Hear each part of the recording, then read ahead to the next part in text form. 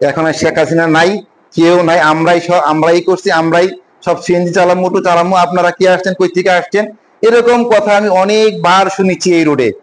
আমার officer force, এই যে আপনি বলেন বাহুবল, মিরপুর, অলিপুর গেলে নানান ধরনের কথা বলছি। তো আস্তে আস্তে আমি একটা পর্যায়ে নিয়ে আসছি এখন, কিন্তু এখন ওরা মামলা দিলেও কিছু বলে না। আমরা যদি কথা বলি তাও কিছু সরে যায়, আমাকে দেখি ওরা কিন্তু ভয় পায়, চলে রাস্তা থেকে থাকে না সিএনজি অটো গুলা। এই পর্যায়ে নিয়ে আসছে এতদিন।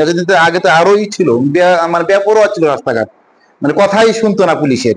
এই মানে একটা সময় এখন আমরা পর্যায়ে নিয়ে আসছি, মোটামুটি ভাবে এরা কথা শুনি এবং চলে যায়। আর কিছুদিন পরে এরা থাকবে না। এখন যেহেতু এই একটা মাত্র রুট, মাধবপুর থেকে এ পর্যন্ত কিছু রুট আছে, আর কোথাও যাওয়ার রাস্তা নাই। আমরা যদি মামলা দিই, ওরা একটা লাঠিসুটা নিয়ে সবাই একটা রাস্তায় এসে পড়ে যায়, স্যার আমরা এখানে মাইরে থুই যান। এই অবস্থা করে, এখনো করে, সিএনজি কোন, অটো কোন, নাবানা কোন, সবাই এরকম। নাবানা তো কিছু নাই কাগজপাতি। আমরা মামা দিতে গেলে এইখানে কিছুদিন আগে সন্ধ্যার সময় আমরা মামা দিলাম, 10-12 নামানা ধরলাম, পরে 5 মিনিটের মধ্যে 300-400 লোক চলে আসছে, মানে আমাকে ধরার জন্য। আমাদেরকে কেন মামলা দিবেন, কেন মানে এরা কি করছে, কি অন্যায় করছে, তো তারপরে সেখানে বোঝাইয়া টোঝাইয়া কইয়া, বা মহিলারা চলে আসছে, মহিলা যাত্রী ছাড় চলে আসছে এরকম।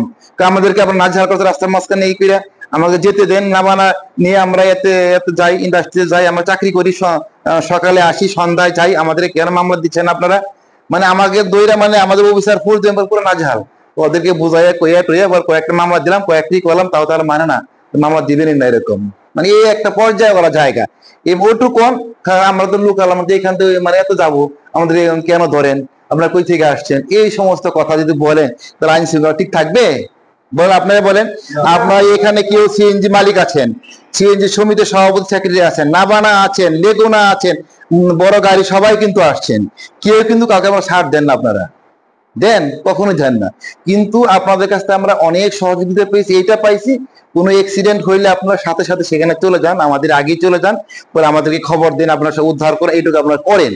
আর কোনো হইলেও আপনারা কোনো রাস্তা যদি কোনো যানজট হয়, তখনও কিন্তু আপনাদের আমি অনেক সবসময় পাই, আমি কাছে পাই, ওরা নিজেরাই করে। আর আপনার অনেকে বলেন এই রোডে 10 ঘন্টা জ্যাম পড়ে আছেন। আমি আসার পরে গত ঈদ গেল, কখনোই আধা ঘন্টা, 20 মিনিট, 30 মিনিট জ্যাম থাকে নাই। মাধবপুর থেকে একটা মাত্র একবার জ্যাম ছিল, তখন এই ব্রিজটা, নতুন ব্রিজটা ভাঙ্গে কাজ করতেছিল, আমরা রাস্তা দিয়েছিলাম ওই দিকটা, বিভিন্ন রাস্তা ওরা যায় নাই, পরে রাস্তা 2 ঘন্টা রাস্তাটা বন্ধ ছিল।